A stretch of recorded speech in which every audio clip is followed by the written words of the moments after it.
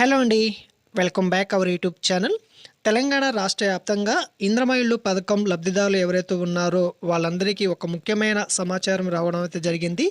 తెలంగాణ రాష్ట్ర వ్యాప్తంగా ఇల్లు పొందిన లబ్ధిదారులు ఎవరైతే ఉన్నారో వాళ్ళందరినీ మళ్ళీ రీవెరిఫికేషన్ చేసి ఇల్లు అనేది కేటాయిస్తున్నారు. ఈ ఇళ్ల పంపిణీ విషయంలో అయితే L1, L2, L3గా కేటగిరీ వైజ్గా డివైడ్ చేయడం అయితే జరిగింది. అదేవిధంగా GHMCలో ఇంకా సర్వే అనేది కంప్లీట్ కాలేదు. వీటికి సంబంధించిన పూర్తి సమాచారం ఈ వీడియోలో తెలుసుకుందాము. అదేవిధంగా నాది ఒక చిన్న రిక్వెస్ట్ అండి. తెలంగాణ ఇళ్ల పథకం సంబంధించిన ఏ చిన్న సమాచారం వస్తున్నా మన యూట్యూబ్ ఛానల్ అయితే వెంటనే పబ్లిష్ చేస్తున్నాను. చాలా మంది చూస్తున్నారు, బట్ మన ఛానల్ ని సబ్స్క్రైబ్ చేసుకోకుండా చూస్తున్నారు. అదేవిధంగా వీడియోస్ కి లైక్ కూడా చేయట్లేదు. మీకు నచ్చితే సబ్స్క్రైబ్, లైక్ చేసి సపోర్ట్ చేస్తారని మనస్ఫూర్తిగా కోరుకుంటున్నాను. పూర్తి సమాచారం తెలుసుకుందాము. ఇందిరమ్మ అప్లికేషన్లను మరోసారి వెరిఫికేషన్ చేయాలని ప్రభుత్వం నిర్ణయించింది. ప్రతి అప్లికేషన్ను క్షుణ్ణంగా పరిశీలించి లబ్ధిదారులను ఎంపిక చేయాలని జిల్లా కలెక్టర్లు, మున్సిపల్ కమిషనర్లు, ఎంపీడీఓలను హౌసింగ్ కార్పొరేషన్ NDVP గౌతమ్ ఆదేశించారు.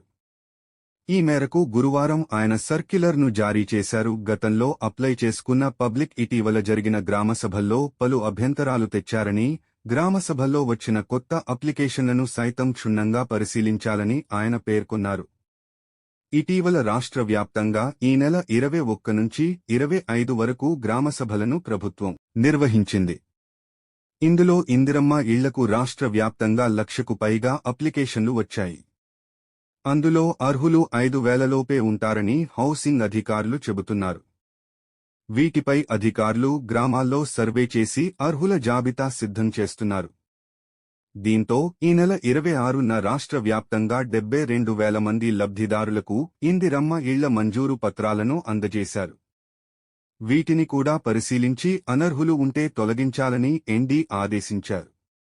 ప్రజావాణిలో ఇందిరమ్మ స్కీమ్కు వచ్చిన అప్లికేషన్లను L1, L2, L3గా హౌసింగ్ కార్పొరేషన్ విభజించింది. రాష్ట్ర వ్యాప్తంగా మొత్తం 80.54 లక్షల అప్లికేషన్లు రాగా వాటిలో 10 లక్షలు గ్రేటర్ హైదరాబాద్లోనే ఉన్నాయి. L1లో సొంత జాగా ఉండి ఇళ్లు లేనివాళ్లు, L2లో స్థలం, ఇల్లు రెండూ లేనివాళ్లు, L3లో అద్దె ఇంట్లో ఉన్నవారు, రేకుల షెడ్, పెంకుటిండ్లలో ఉన్నవారిగా విభజించింది. ప్రస్తుతం L1 పబ్లిక్కు ఇండ్లు ఇవ్వాలని ప్రభుత్వం నిర్ణయించగా, L2లో స్థలం, ఇళ్లు లేని వారిని రెండో దశలో తీసుకోవాలని ప్రభుత్వం నిర్ణయించింది.